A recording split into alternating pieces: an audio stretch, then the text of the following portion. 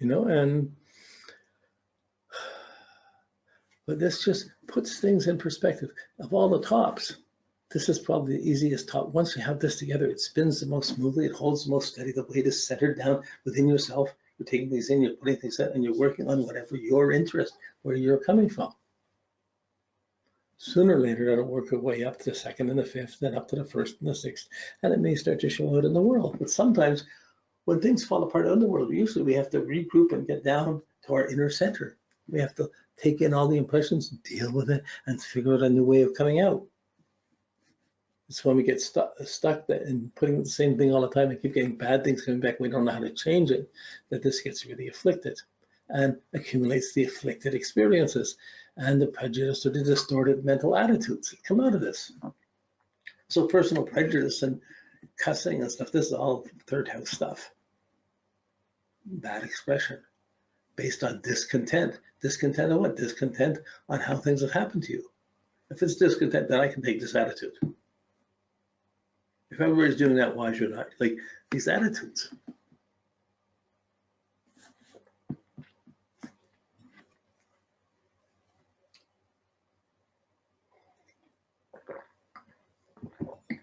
So you have to take a few charts and take your chart, take a couple of people you know, and think, is this so? How does it work? And let their experience, let how you talk to them, how you express, how they express themselves. How personal does someone get? Sometimes this term trying to be personal in a business situation is really a put down, it's not good. But usually there's places where you want to feel you can be at home and express yourself. Another 3 and 4 is 7, another lucky number 7.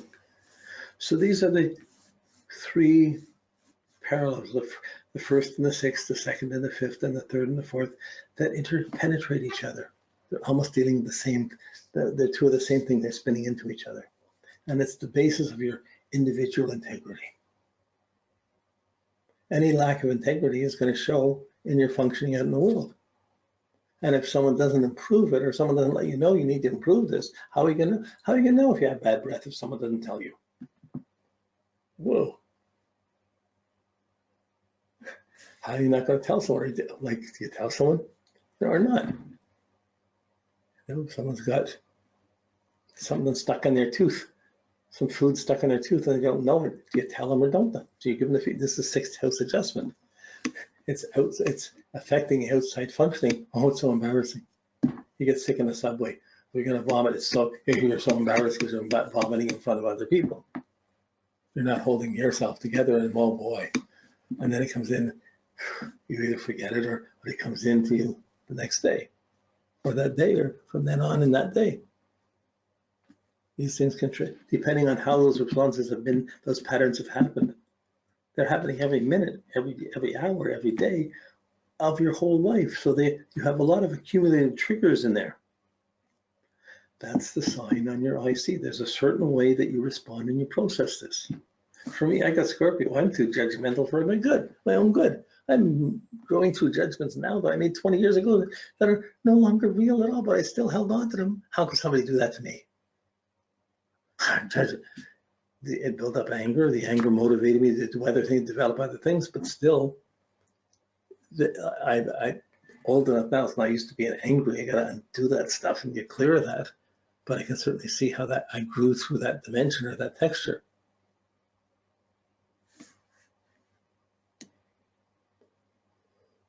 Whew. Okay.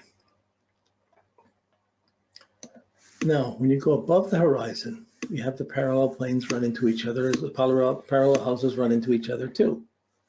7 and 12. So these ones add up to 19. Not 7, but they add up to 19.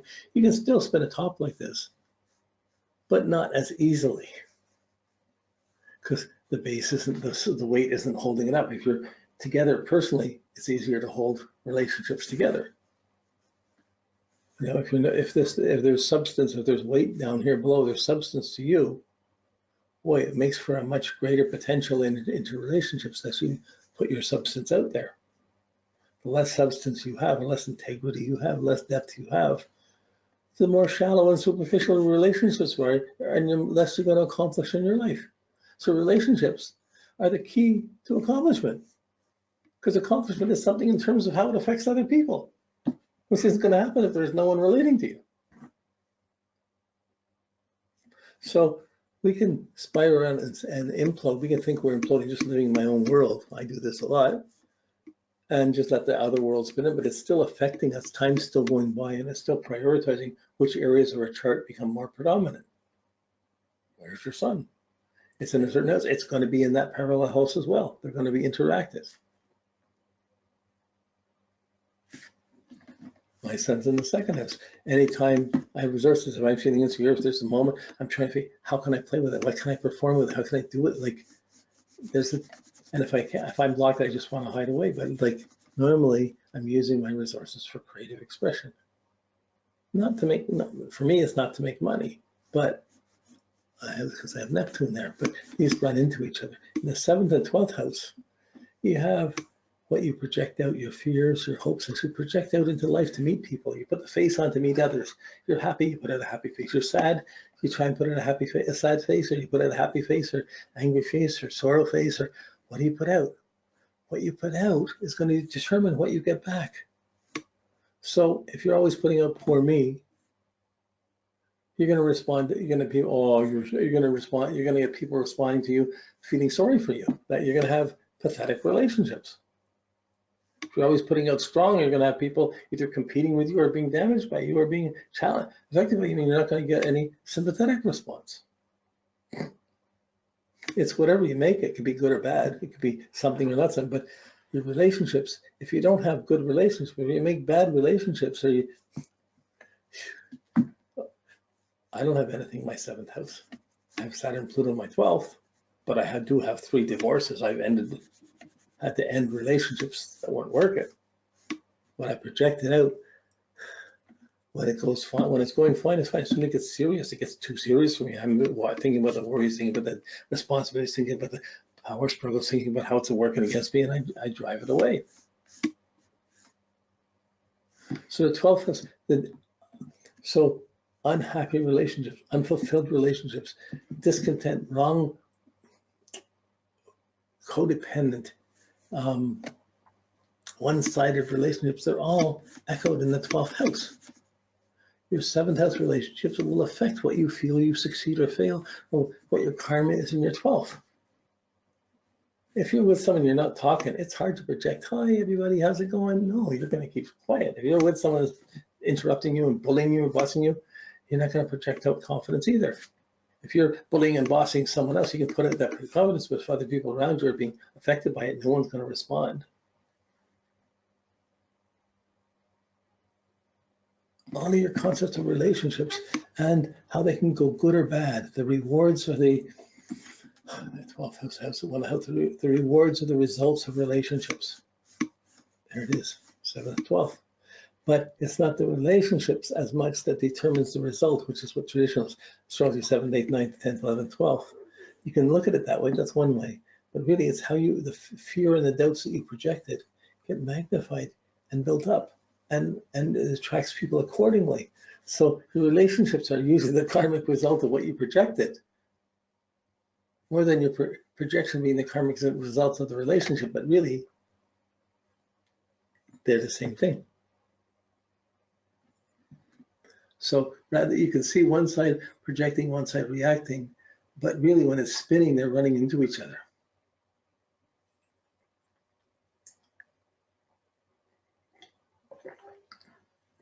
Someone has 12th house problems. Someone has a lot of planets in the 12th house. What do you ask them? Not what's wrong. You say, are you married? Are you along with your relationships? It goes immediately to the other side.